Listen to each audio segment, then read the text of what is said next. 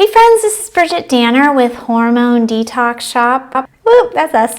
I wanted to do a little video today about immunity and Epstein Barr virus. So it's early February as I record this, so winter is still going, but it's dying down a bit, I guess, but we're still in it. I did some traveling this year. I live in Arizona, you know, it's not terribly cold, but it's still chilly at night, and I went to the East Coast also. I actually went to Hawaii where it's warm, but all this change has been hard on my immune system. The winter time is hard for me because I have chronic Epstein Barr virus. So the good news about this winter, as opposed to other winters, is I feel like it's up and down. Like sometimes I feel just fine, but I have gotten my butt kicked 2 or 3 times.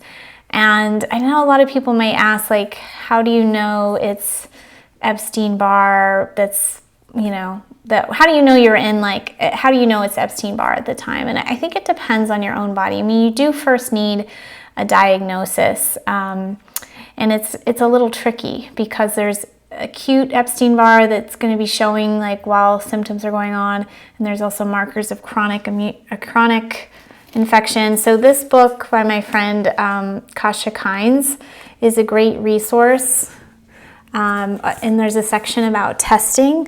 So for me, I was already identified as having chronic Epstein Barr. It's been quite a while ago now, maybe, let me think, maybe 7 years ago, something like that. I just was like getting sick all the time, and I've always had kind of a wobbly immune system like that. So I may have had this longer than I realized, but I was just in a really bad state. I was constantly like having like fever and chills feeling, and mine is very immune feeling. Like, you know, like a flu. So I got tested at a naturopathic college, and at the time I was doing IV vitamins and some herbal tinctures, and I was also working on my diet and detox, and I did get better, but again, it will can still flare up, and I've been exposed to mold, and there's, you know, other factors. Stress can be a big factor with Epstein Barr flare-ups. I guess I mentioned for me, like triggers can be like changing time zones, weather changing, cold weather, eating too much sugar. That's a trigger. It can be a trigger for me. And now I really feel like, I don't know, it's almost like I'll feel sick and I'm like, this is me sick. This isn't like something I picked up. This is like the virus in me got a foothold. And I'll often feel like super tired,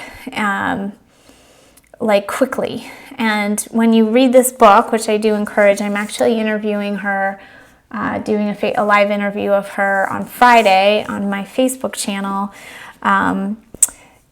What was I gonna? I'm sorry, I lost my train of thought. She'll talk about the mechanism of the virus and why you feel tired. So there's like this, you know, hopefully you're mostly in the dormant stage of Epstein Barr, but as the virus gets a chance to replicate and go crazy, and you now have a bunch of virus in you, it's attacking like the mitochondria of cells, and you're just totally like laid out. So I do recommend the book because it helps give you a better picture of the mechanism.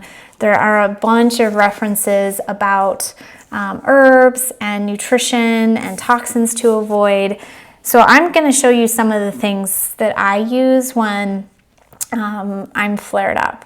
And really, like, the more the better. Like, you can just every hour be taking stuff when you're flared up. Or if you're watching this and you're like, well, I don't know if I have Epstein Barr virus, but it's wintertime and I get sick sometimes and it sucks, you can use it the same way. Sometimes I think I do, like I'll start an Epstein Barr flare and then I'll be like, oh, now it's turning into like a cold or something else. So just a kind of a daily essential in the winter is vitamin D. I say daily, but actually you can store vitamin D. So if you forget to take it or you haven't been taking it and now you're in a flare-up, just take extra. So this is 5,000 IU a day, which I like for maintenance in the winter. But you can take 4 or 5 capsules if you haven't been taking them and now you're sick. It's totally fine. You could take 4 capsules every day while you're sick. Vitamin D is just a great support for our immune system, as is vitamin C. This is one by Paleo Valley. That's a whole food vitamin C. And the dosage is just 2 capsules. So vitamin C, again, you could be taking, 4 times a day while you're flared up to really just get on top of it. Another thing I love is silver. We have a whole blog about how silver works for immunity. And this is like really easy to take. It's great for kids because it's just a mouth spray. You could travel with it. So if you're traveling, on an airplane, I would bring it. So I made the giant mistake when I went to Hawaii of thinking, well, I'm just going to be warm and on a beach. But I didn't really think about the time zone change and how cold it is on an airplane and all the germs on an airplane. So I didn't bring enough stuff. So I'd really recommend this when you travel. It is in our shop. And I'd recommend this nasal spray. This is really great and easy to use. And if you've been exposed to different germs in your nose, which is one way they get in, just cleans them out. So it makes me feel a lot safer when I'm traveling to use this. You can also use this if you've been exposed to mold, you're still healing, maybe you're still cleaning out your house. You can be using this twice a day.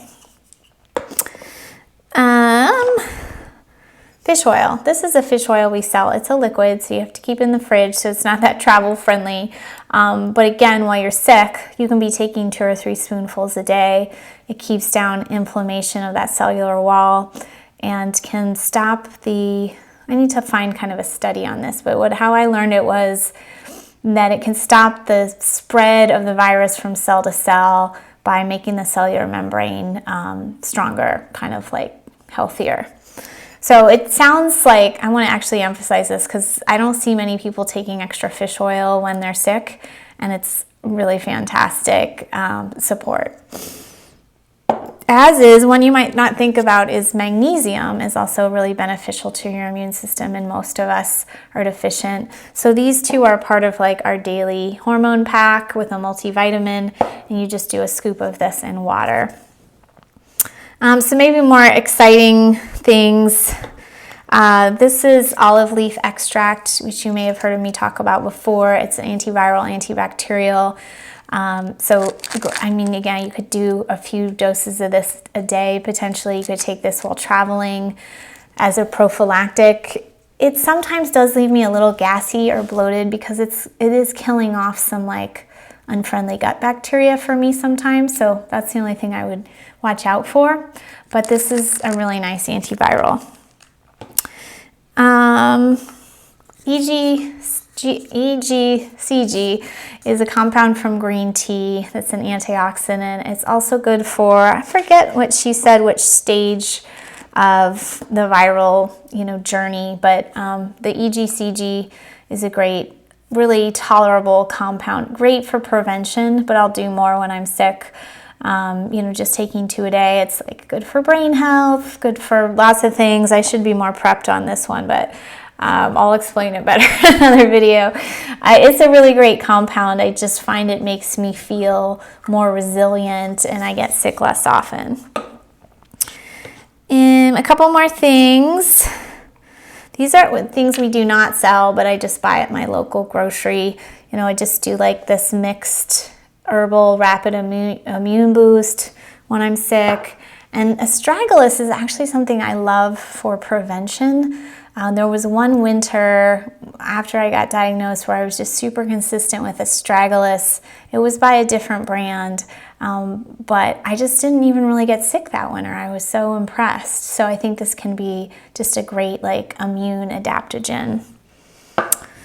I think that's all I have to show you. I'd love if you have questions or comments, please let us know. We don't offer the EBV testing yet, but I want to. I'm kind of starting to do the organization for that. It is possibly something you could special order with us. I may offer it with the thyroid test later because these conditions often go together.